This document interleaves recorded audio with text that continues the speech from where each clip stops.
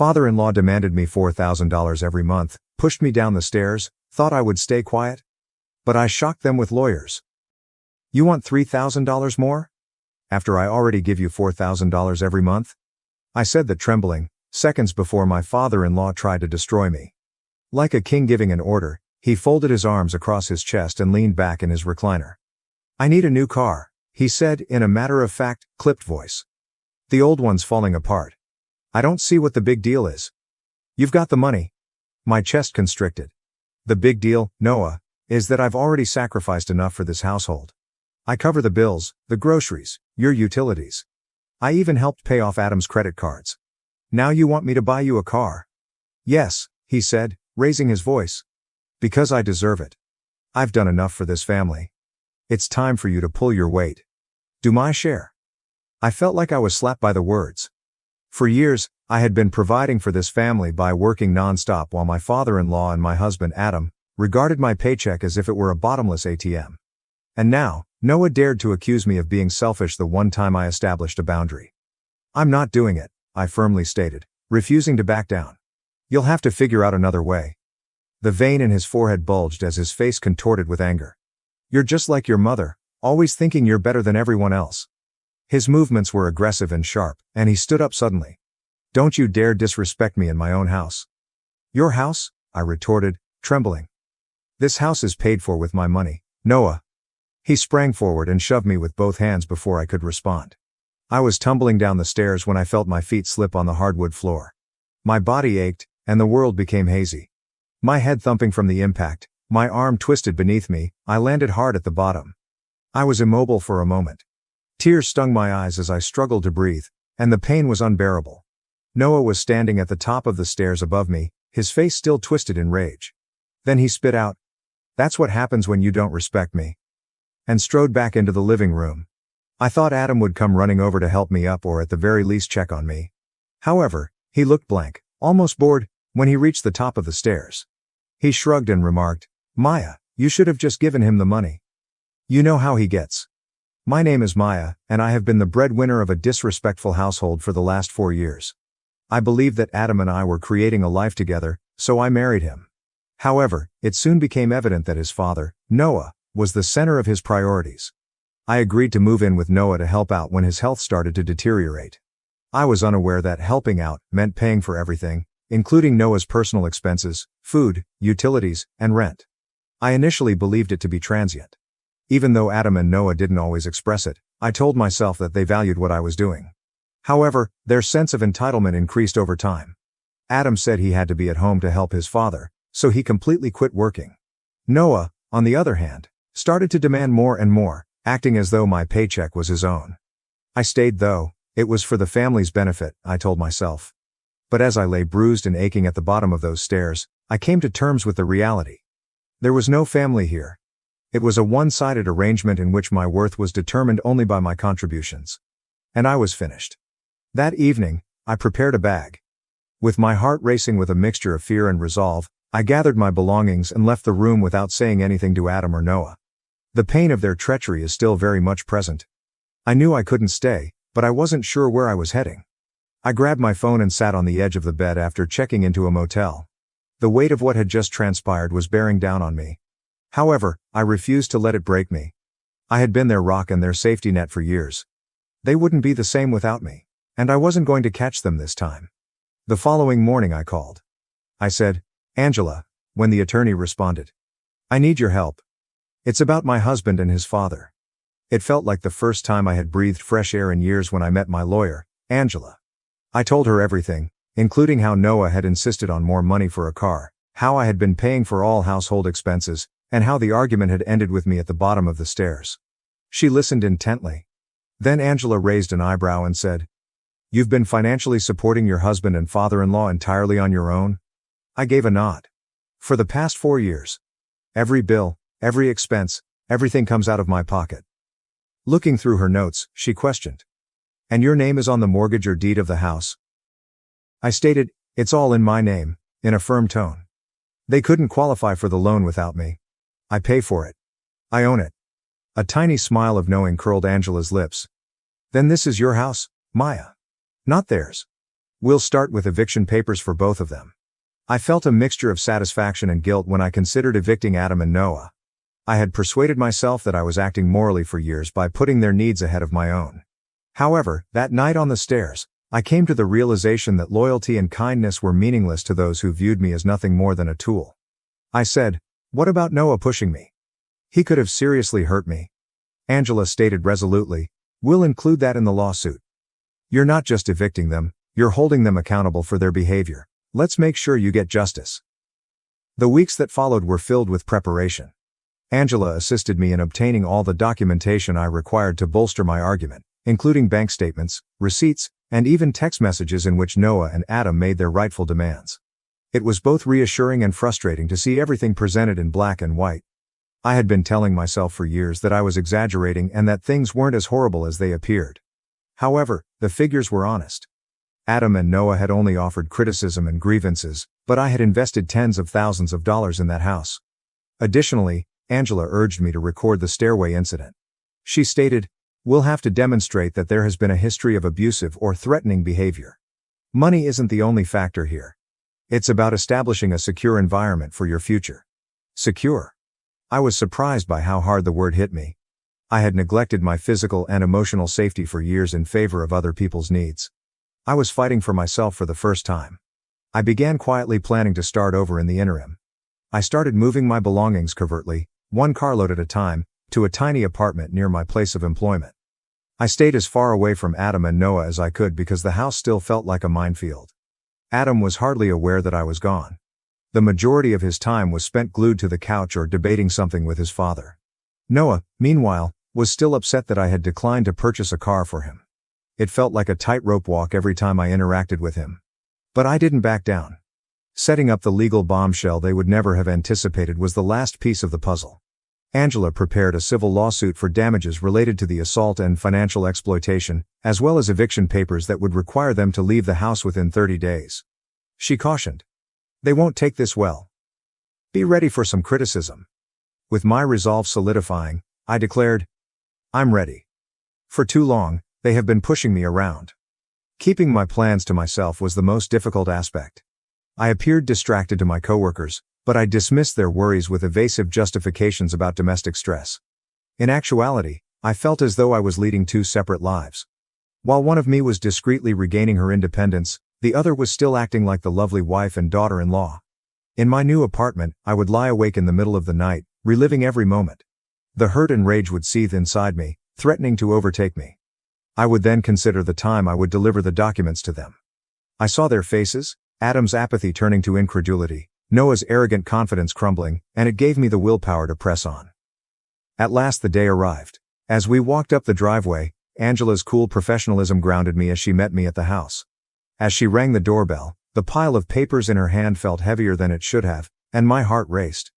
When Noah opened the door and saw me standing next to Angela, his face instantly turned sour. "What are you looking for?" he yelled. Angela never skipped a beat. "Mr. You've been served, Williams," she said, passing the documents to him. "Within 30 days, you and your son must leave this property. In addition, my client is suing you in civil court for financial exploitation and assault-related damages." "What on earth is this?" Noah flipped through the papers and barked, his face flushed. "This is not possible for you. This is my home." "No," I said, maintaining a steady tone of voice in spite of my chest thumping. "It's my home. Additionally, you are no longer welcome here."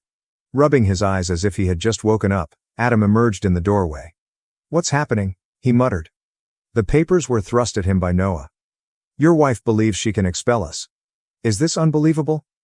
Adam furrowed his brow as he skimmed the papers. "This is crazy, Maya. You can't just—" I looked him in the eye and interrupted. "I can." And I did. They were silent for a moment. I could see the panic beginning to seep into their faces as the situation's reality set in. They couldn't just dismiss this argument or use guilt to get me to comply with their demand. They were powerless to stop this from happening. Angela gestured for me to follow her as she turned to go. She declared, "They've been served. Leave now." I felt as though the burden of years of abuse had been lifted as I left. I felt free for the first time in years. As I sat in my car across the street, watching Angela approach the door for the last time, the house felt uncannily quiet. She had demanded that the official lawsuit and notice of eviction enforcement be delivered by her. I had been waiting for this moment. The time when Noah and Adam would at last understand the seriousness of their actions. I watched Angela ring the doorbell and hold the papers with assurance. Noah opened the door a few moments later, his face changing from annoyance to bewilderment to unadulterated fury. I could hear his voice erupting even from my car. "This is absurd." With his fists clenched at his sides, he roared. "She can't harm me like this. This house has been my home for many years." Angela's tone stayed composed and businesslike. "Mr. Williams, this property is entirely owned by my client, Maya, as I mentioned when we last served you. Your 30-day notice is over. Additionally, you are legally obligated to leave as of right now. Any non-compliance will lead to additional legal action." Behind him, Adam emerged. He moaned as he squinted at the papers Angela gave him, his face still swollen from sleep and his hair unkempt. "Maya, seriously, what is all this?" Angela did not recoil. "This is a civil lawsuit for damages totaling $20,000, including compensation for the physical assault, financial exploitation, and emotional distress caused by both Mr. Williams and Mr. Adam Williams. These proceedings will move forward regardless of whether you vacate today." I could see Noah's rage boiling over as his face turned beet red. He grabbed the papers out of Adam's hands, tore them in two, and tossed the fragments on the porch. He yelled, "You think this is going to scare me? You can't evict family. This is my house." Angela remained motionless. "That's for the court to decide, Mr. Williams. But for now, the sheriff's department will be here shortly to ensure that the eviction is carried out." I saw Adam standing behind Noah, wide-eyed and in a panic, before he slammed the door in her face. He appeared to realize for the first time that this wasn't just another dispute that could be settled. There was no escape from this reality. Angela went back to the car and slid into the passenger seat, her steps deliberate. "They're fuming," she said, grinning wryly. "But I doubt they'll try anything stupid. The sheriff will handle it from here." I released a long breath that I had been holding without realizing it. I had been caught in a vicious cycle of caving in and allowing their disrespect, abuse, and entitlement to wear me down for years. Now, however, I was in charge for the first time. It felt good, but it felt alien. I gave myself permission to visualize the scene inside the house while we waited for the sheriff. Noah was pacing hysterically and complaining about how unfair everything was. To avoid interacting, Adam most likely slouched on the couch and browsed through his phone. Adam had always followed Noah's instructions. I cleaned up the mess, and they had always had the same dynamic. However, that is no longer the case. Noah screamed at the officers about how he had been wronged and rushed outside when the sheriff's car arrived. He yelled, "She's lying. This is my house, I've lived here for decades. She can't just throw me out like this." Angela handed him the paperwork, which the lead officer calmly went over. "This property is legally in Ms. Maya's name, and these eviction proceedings are valid," he insisted. "You've been given ample notice, Mr. Williams. You need to gather your belongings and vacate immediately." Noah screamed, his voice full of rage. "I won't. You'll have to drag me out of here."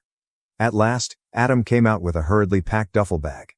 His expression was a mix of confusion and rage as he glanced at me from the other side of the street. He yelled, "Why are you doing this, Maya? We're family."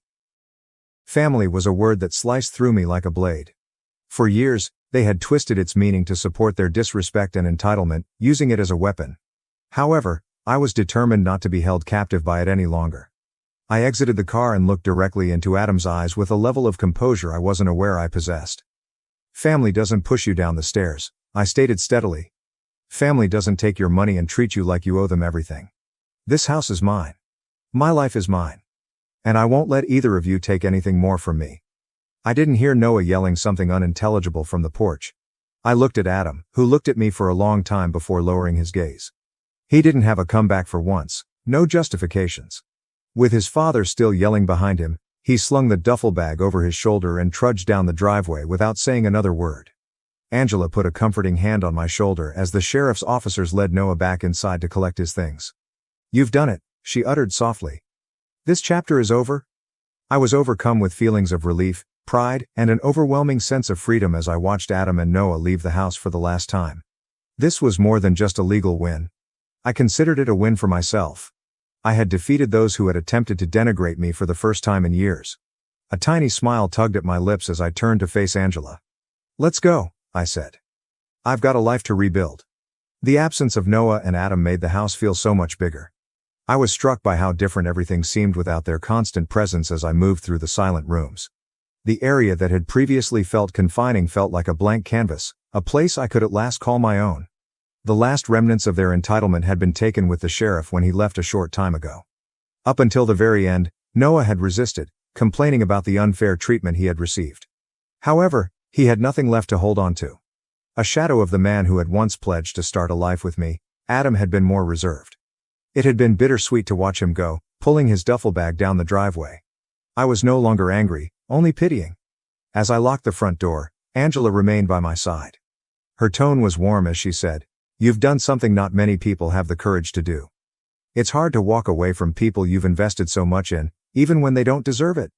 As her words sank in, I nodded. "I think I finally realized it wasn't just about the money," I replied. "It was about taking back control.